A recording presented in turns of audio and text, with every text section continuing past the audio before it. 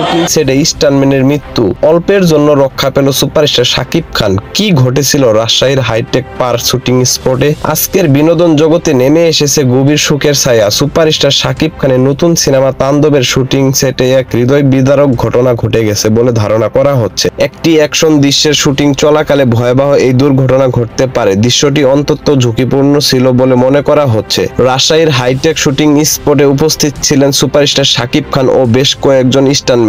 দুর্ঘটনায় গুরুতর আহত হন স্টান্টম্যান মনির হোসেন। পরবর্তীতে হাসপাতালে নেওয়ার পথে তার মৃত্যু হয় বলে জানা গেছে। শাকিব খান নিজেও ছিলেন সেই শুটিং সেটের খুব কাছে, তবে ভাগ্যবশত তিনি অল্পের জন্য প্রাণে রক্ষা পায়। তবে এই বিষয়ে সিনেমাটির পরিচালক বলেন, এমন কোনো ঘটনাই ঘটেনি এখানে। সিনেমাটির পরিচালক আরো জানান, স্টান্টম্যান মনিরের শট ছিল দুপুরে, এরপর ভালোই কথাবার্তা বলছিল সবার সাথে। হঠাৎ করে অসুস্থ হয়ে পড়লে রাজশাহী মেডিকেল কলেজ হাসপাতালে নেওয়া হলে চিকিৎসক তাকে মৃত ঘোষণা করে। তাণ্ডব ছবিটি পরিচালনা করেছেন পরিচালক রায়হান রাফি, যেখানে শাকিব খানের বিপরীতে অভিনয় করেছেন ছোট পর্দার জনপ্রিয় অভিনেত্রী সাবিনা নূর সহ আরো অনেকেই। স্টান্টম্যান মনির হোসেনের কিভাবে মৃত্যু হতে পারে, আসল রহস্য কি, আপনার কি মনে হয় জানিয়ে দিন কমেন্ট করে। আলোচনার কণ্ঠের সঙ্গেই থাকুন, ভালো থাকুন, ভালো রাখুন।